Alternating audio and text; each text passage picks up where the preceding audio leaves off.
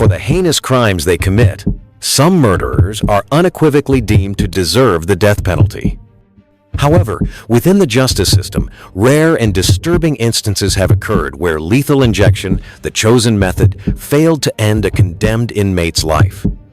In this video, we delve into 3 such extraordinary cases. Romell Broom, who endured 18 needle attempts, Alan Miller, who survived an hour and a half of failed IV access before his eventual execution by a new method, and Kenneth Smith, who not only survived a botched lethal injection, but later became the first person in the US to be executed using nitrogen gas. 1. Romell Broom, 1956, 2020. Romell Broom, born in 1956, became a notorious figure after his conviction in 1984 for the aggravated murder, kidnapping, and rape of 14-year-old Tina Marie Bowser. The horrific crime occurred on the 21st of September, 1984 in Springfield, Ohio. Bowser and 2 friends were walking home from a high school football game when Broom and an accomplice abducted them at gunpoint. While the other 2 victims managed to escape, Bowser was forced into Broom's car. She was later found stabbed to death, her body discovered in a shed in a rural area. Evidence presented at trial indicated she had been raped. Broom was swiftly apprehended and, following a trial, was convicted and sentenced to death in 1984. His case saw numerous appeals over the decades, consistently upheld by higher courts. His execution was scheduled for the 15th of September, 2009. The chosen method was lethal injection. However, the execution team faced considerable difficulty locating a suitable vein. Witnesses described a harrowing scene. For over 2 hours, attempts were made on both of Broom's arms, with the needle reportedly inserted a total of 18 times.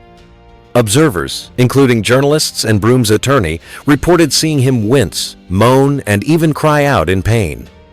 At one point, Broom reportedly helped his executioners by turning his arm to expose a vein. Despite these efforts, a viable vein for the intravenous line could not be established. After approximately 2.5 hours of this ordeal, Ohio Governor Ted Strickland issued a temporary reprieve, effectively halting the execution. Broom was then returned to death row, a living testament to a profoundly botched procedure. His legal team immediately filed appeals, arguing that a second execution attempt would constitute cruel and unusual punishment, violating the 8th Amendment of the U.S. Constitution. The Ohio Supreme Court ultimately ruled that a second attempt would not be unconstitutional. The case proceeded through the courts for over a decade. Romell Broom ultimately died in December 2020 from what was believed to be COVID-19 complications while still incarcerated, never facing a second execution attempt. True. Alan Miller, 1965, 2024. Alan Miller, born in 1965, gained infamy for a horrific act of violence in 1999. On the 5th of August, 1999, Miller, a former employee, committed a workplace shooting rampage in Shelby County, Alabama. He first went to his former workplace, a power tools supply company, where he shot and killed 2 former colleagues, Lee Holdbrooks and Scott Yancey. Miller then drove to another location, a warehouse, where he fatally shot Terry Jarvis, another former co-worker. After the murders, Miller reportedly attempted to commit suicide but failed. He was apprehended shortly after the spree. Following his arrest, Miller confessed to the murders. In 2000, he was convicted of 3 counts of capital murder and subsequently sentenced to death. Throughout his time on death row, Miller's legal team raised issues regarding his mental competency, though these claims were largely unsuccessful in overturning his conviction or sentence. His execution was set for the 22nd of September, 2022 by lethal injection. However, as Miller lay strapped to the gurney, the execution team encountered significant difficulties in finding a usable vein. For an estimated 90 minutes, officers reportedly prodded and poked Miller's arms and legs in an attempt to establish intravenous access. According to later court filings by Miller, he experienced a traumatic ordeal, stating he was repeatedly punctured with needles. He also claimed that at one point he was suspended vertically on the gurney while staff tried to access a vein in his leg. The state ultimately called off the execution just before midnight, citing issues with accessing Miller's veins. Miller survived the attempt and was returned to death row.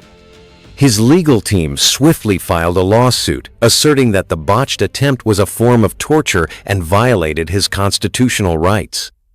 The incident brought renewed scrutiny to Alabama's execution protocols, which had a history of complications. After surviving the botched lethal injection, Alabama pursued a new method for Miller's execution: nitrogen hypoxia.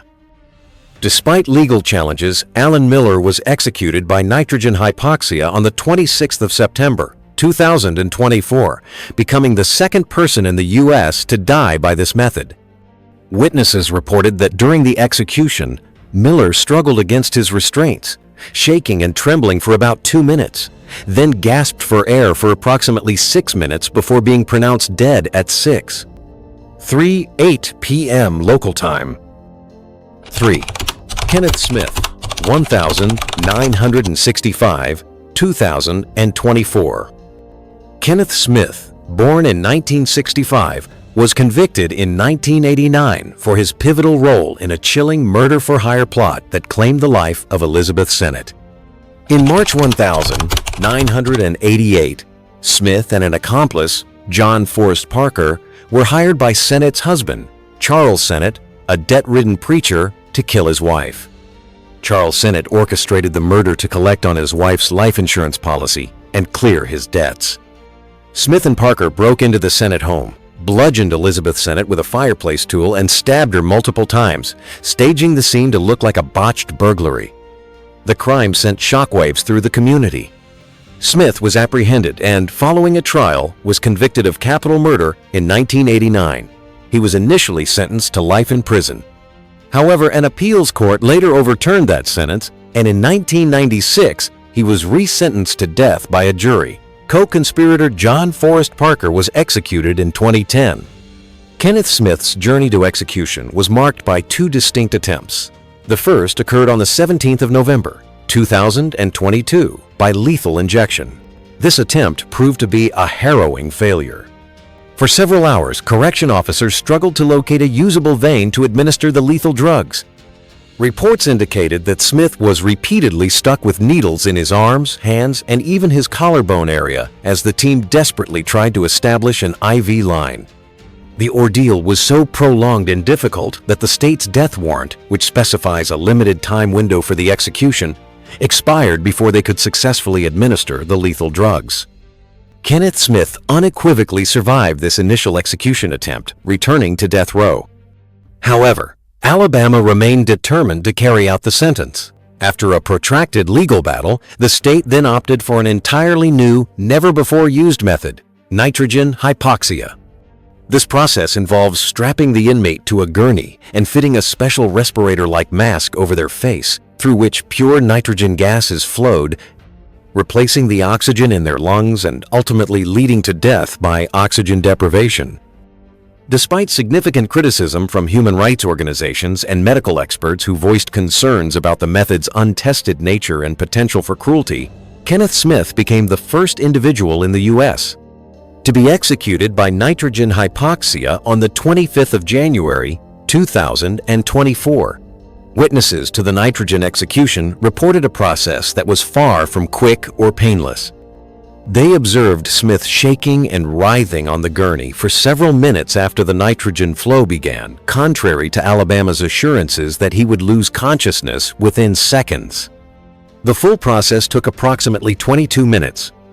His execution has profoundly impacted the debate surrounding capital punishment methods in the United States, showcasing both the failures of lethal injection and the state's willingness to pursue experimental alternatives. The incidents involving Romell Broom, Alan Miller, and Kenneth Smith are not isolated. While uncommon, these botched executions highlight the inherent complexities and potential failures within the capital punishment system. Such events frequently ignite intense legal and ethical discussions regarding the Eighth Amendment's prohibition against cruel and unusual punishment.